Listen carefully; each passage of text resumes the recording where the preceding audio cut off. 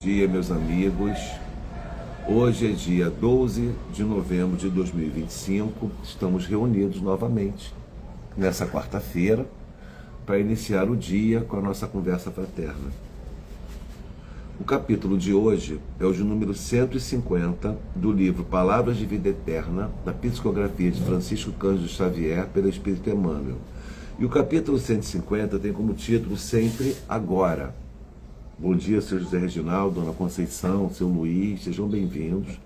Capítulo 150 do livro Palavras de Vida Eterna, da psicografia de Francisco Cândido Xavier pelo Espírito Emmanuel. E esse capítulo tem como título Sempre Agora. A mensagem é de Paulo em sua segunda carta aos Coríntios, ao povo de Corinto, capítulo 6, versículo 2. Eis aqui, agora, o tempo aceitável. Eis aqui agora o dia da salvação. E Emmanuel nos diz: há também uma sinonímia para as instâncias da vida e oportunidades da alma. Todas as circunstâncias significam ocasiões para o cultivo de valores do espírito, como sejam saúde, edificação, moléstia, aprimoramento, juventude, preparo, madureza, juízo, prosperidade, construção, penúria, diligência, êxito, serviço, fracasso, experiência, direção, exemplo, subalternidade, cooperação, regozijo, prudência, tristeza, coragem, liberdade, disciplina, compromisso, fidelidade, casamento, aprendizado, celibato, abnegação, trabalho, dever, repouso, proveito. Bom dia, Rosa, bem-vinda. As mais diversas situações do cotidiano expressam a vinda de momento adequado para que venhamos a realizar o melhor. Não te ponhas assim a aguardar o futuro para atender à procura da verdade e à lavoura do bem. O apóstolo Paulo, profundo conhecedor das necessidades humanas, indica acertadamente o tempo da elevação espiritual como sendo sempre agora. Meus amigos, é muito interessante a forma como Emmanuel nos trouxe e abordou esse tema. A mensagem é de Paulo, ele diz: eis aqui agora o tempo aceitável, eis aqui agora, hoje, o dia da salvação. Para os católicos, a salvação seria o dia que você ficaria livre da possibilidade de estar em estâncias infernais, em sofrimento espiritual. Estou salvo, estou diante do Pai, estou no reino de Deus.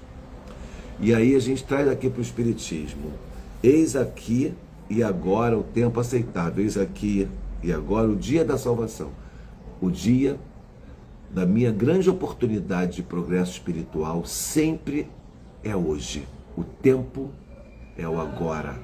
Por quê? A gente sempre faz uma programação. Você já deve ter visto isso e feito isso. Quando eu conseguir melhorar um pouco mais no meu trabalho, reduzir as minhas atividades, eu vou começar a fazer caridade. Quando meus filhos crescerem e já estiverem mais autônomos, eu vou poder me dedicar a uma literatura mais profunda, a um trabalho de caridade, a uma religião ou uma doutrina que me ajudem a ascender espiritualmente. Mas agora, no momento, ainda não dá. Vamos aguardar o momento melhor da vida financeira para que nós possamos ajudar aquela instituição X, Y, aquele orfanato, começar a fazer caridade. Então, com isso, o tempo passa, as coisas não chegam ao ponto como nós gostaríamos que chegassem, porque a vida é esse turbilhão de questões que nos compelem sempre a mais um compromisso, a mais uma responsabilidade. Mais uma coisa acontece e a gente acaba não realizando. E Emmanuel está sendo muito claro quando ele fala: todas as circunstâncias significam ocasiões, todas as circunstâncias da vida, todos os nossos momentos significam ocasiões para o cultivo de valores do espírito. E aí ele vai elencando incrivelmente algumas circunstâncias da vida que nos compelem a isso, a esse progresso espiritual. Meus amigos, nós estamos vivendo, nós somos espíritos encarnados num corpo material, numa vida, num mundo material, mas a nossa experiência não é material, é espiritual. Ontem eu vi um videozinho, quem quiser aí depois me fala que eu passo, que não é espírita, não vou botar aqui, mas é muito espírita, porque o cara está conversando com um colega, com uma amiga, fala assim, a vida é um sopro. Querer ficar focado tanto na vida material como a gente faz, ele diz, nós vivemos para o mundo material.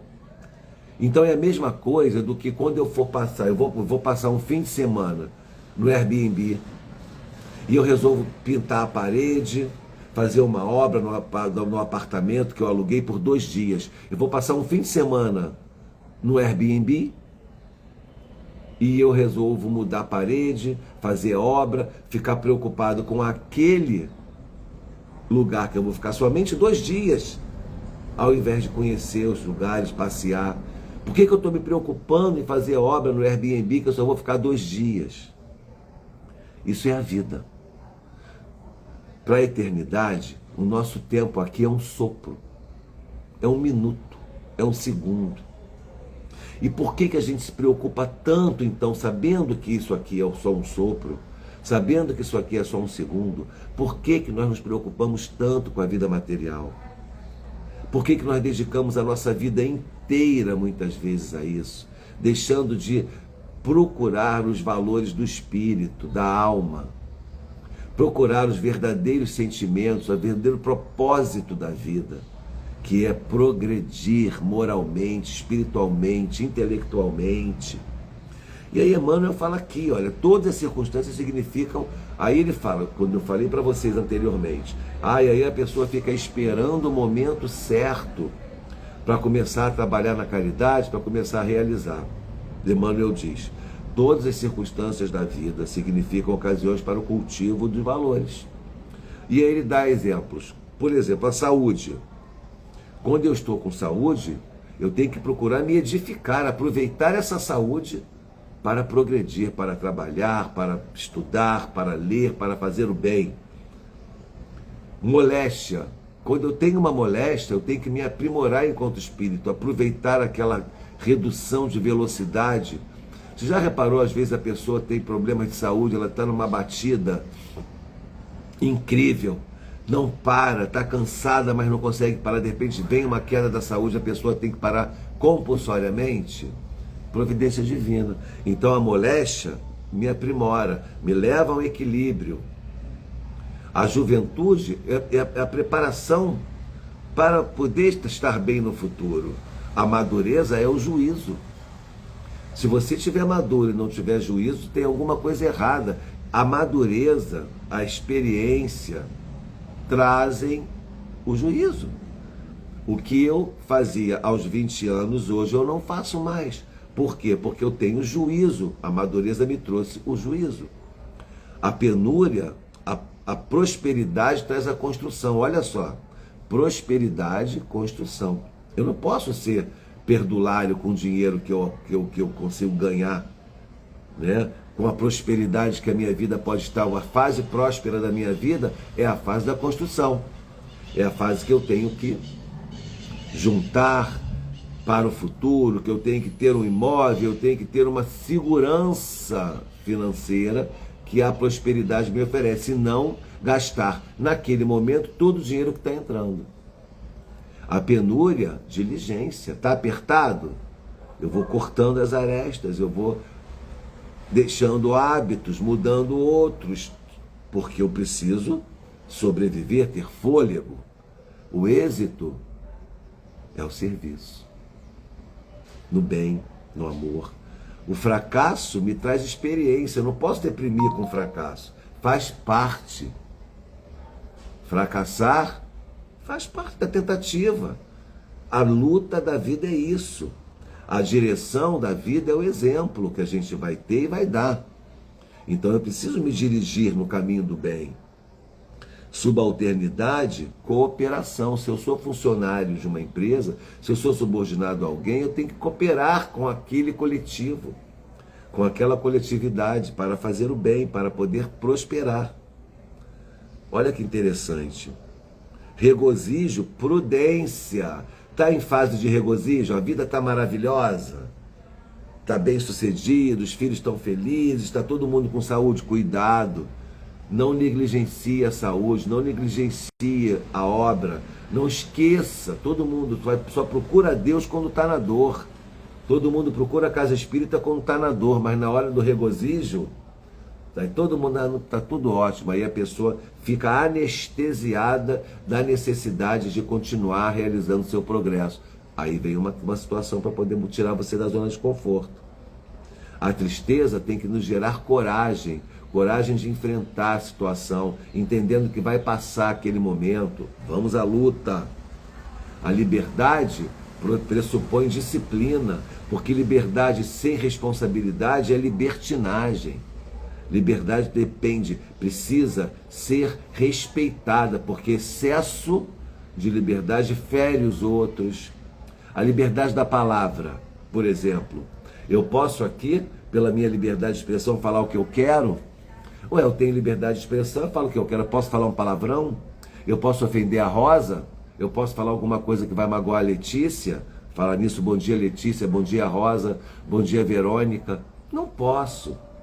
Por quê? Eu tenho que ter responsabilidade com as minhas palavras. Eu posso ensinar uma coisa errada, eu posso orientar de maneira equivocada, eu posso fazer uma orientação de algo que eu não domino a palavra, o assunto. Não, porque eu tenho que ter responsabilidade. Então a minha liberdade traz responsabilidade. Eu posso pegar o meu carro agora, sair pela rua que nem um translocado e atropelando pessoas, me ferindo outras e infringindo regras de trânsito? Não, porque a minha liberdade de dirigir, que eu alcancei tirando a minha carteira de habilitação, comprando um carro, pagando meus impostos, ela também tem restrições.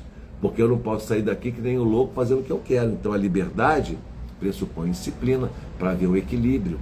O compromisso, fidelidade. Olha isso, gente.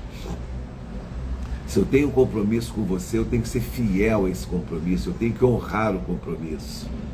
O casamento é um aprendizado, porque duas pessoas se unem para um propósito que é constituir uma família, e dali consequências advirão. Filhos, compromissos materiais, financeiros, emocionais, que precisam ser respeitados e precisam ser compreendidos e priorizados. Então eu aprendo com o casamento. O celibato é uma abnegação. Aquele que decide viver o celibato, ele tem que ter muita abnegação, porque ele vai renunciar a muitas coisas. O corpo, a carne, eles são arrebatadores muitas vezes. Então, se você resolve ter o celibato, você resolve abnegar-se. Tem que ter abnegação para conseguir suportar e vivenciar essa experiência. O trabalho é o dever. Eu estou aqui trabalhando, nós estamos aqui trabalhando. Vamos trabalhar durante o dia, porque precisamos cumprir os deveres que assumimos, os compromissos. É meu dever trabalhar por mim, para mim, pelo mundo, pelo progresso da humanidade. Nós estamos todos juntos numa única cadeia, meus amigos. Então o meu progresso, o meu trabalho vai reverberar no outro. Porque eu vou, de uma certa maneira pequenininha, enriquecer o meu país, pagando os meus impostos em dia, produzindo, sendo produtor. Os outros também receberão. Se todos produzirem juntos, a sociedade fica bem. E o repouso é o proveito.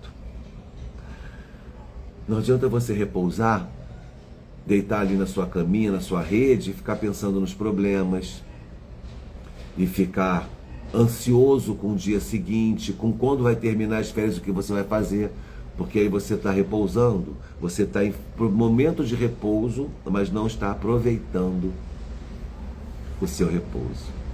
Enquanto eu falava, eu me lembrei aqui que eu adoro de paixão o capítulo 3 de Eclesiastes. Depois vocês olhem lá na Bíblia, Eclesiastes, capítulo 3. Leiam aquele texto. Ele vai dizer, há tempo para tudo. Há tempo para nascer, aos olhos de Deus, né? O tempo de Deus, há tempo para tudo. Há tempo de nascer, há tempo de morrer, há tempo de amar e há tempo de sofrer. Há tempo de construir e há tempo de destruir. Tudo no seu tempo. Por quê? Porque a vida é uma grande construção. Mas essa grande construção que a vida não está relacionada à vida material. Está relacionada à vida espiritual. Tudo que eu conquisto nesse planeta, neste mundo que eu estou vivendo hoje, graças a Deus encarnado, vai ficar aqui, de ordem material. Mas vai me trazer uma experiência. Comprar uma casa, plantar uma árvore e vê-la crescer, se formar numa carreira, ter uma carreira profissional, se formar numa específica profissão, tudo isso vai trazer consequências materiais, mas sobretudo consequências morais e espirituais. Eu, por exemplo, sou advogado. Quantas vezes eu aceitei o cliente que não podia pagar para receber ao final e fiz o trabalho? Quantas vezes um cliente veio com uma ação que não era tão sedutora em relação a valores e tudo mais, e eu fiz porque eu sabia que aquela pessoa não ia ter outro advogado, ela era uma pessoa simples, não tem acesso, ela ia deixar aquilo para lá se eu dissesse não. E aí eu fui e fiz um trabalho, recebi no final, mas muito menos do que eu faria, porque a qualidade do serviço é a mesma. Você pega uma grande ação e uma pequena ação, você vai dar o seu mesmo melhor em cada uma delas, só que numa você vai receber mais e outra menos. Aí a pessoa escolhe, ou então ela acolhe. Com o próprio ofício dela, ela consegue fazer isso. Um médico que dá uma consulta gratuita.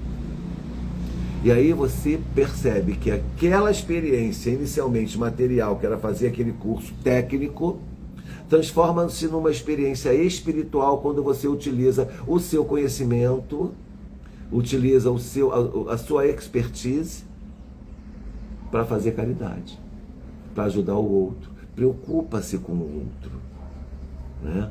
E age para que o outro tenha bem-estar.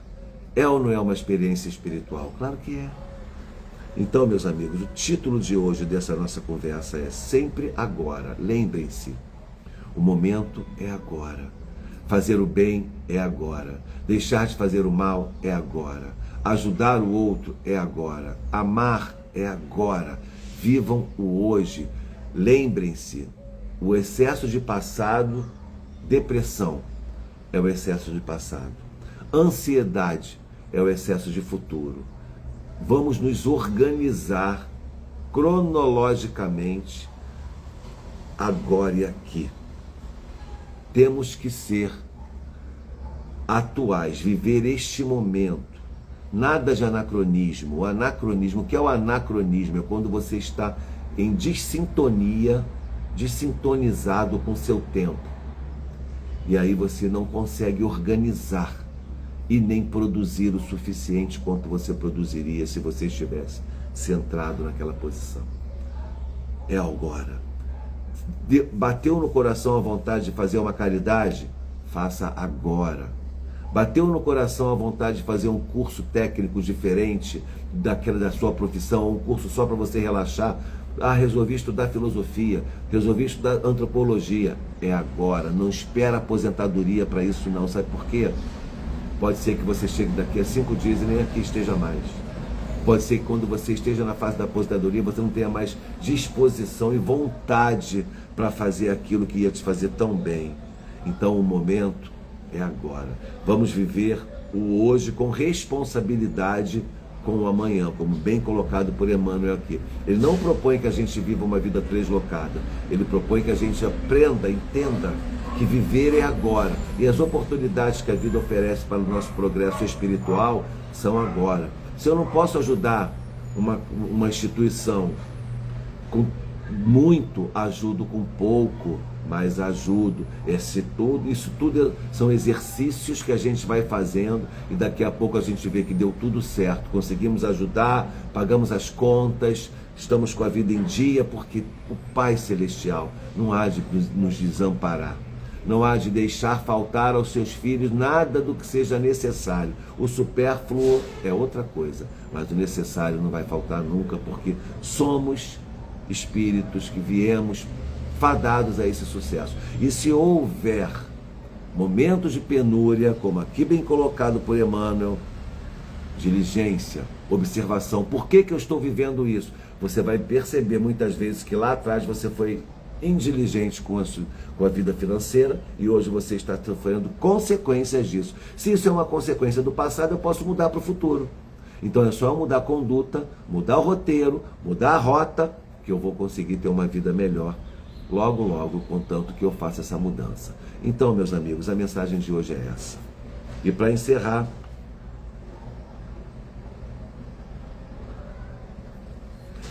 capítulo 106 do livro Minutos de Sabedoria, de Carlos Torres Pastorino. Você está sofrendo? Supere sua dor com heroísmo, porque só os vencedores conseguirão o prêmio que se encontra à espera deles.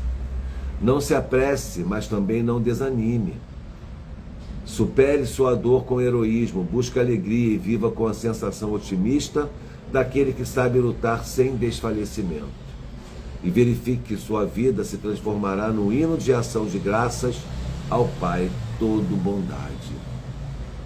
Carlos Torres Pastorino nos trazendo aqui a esperança, nos lembrando, contribuindo com a nossa conversa de maneira incrível, né?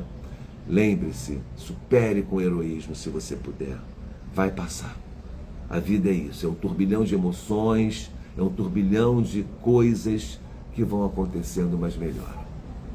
Beijo no coração, meus amigos. Muito obrigado pela conversa de hoje. Desejo um ótimo dia a todos. Paz e bem. Até a próxima.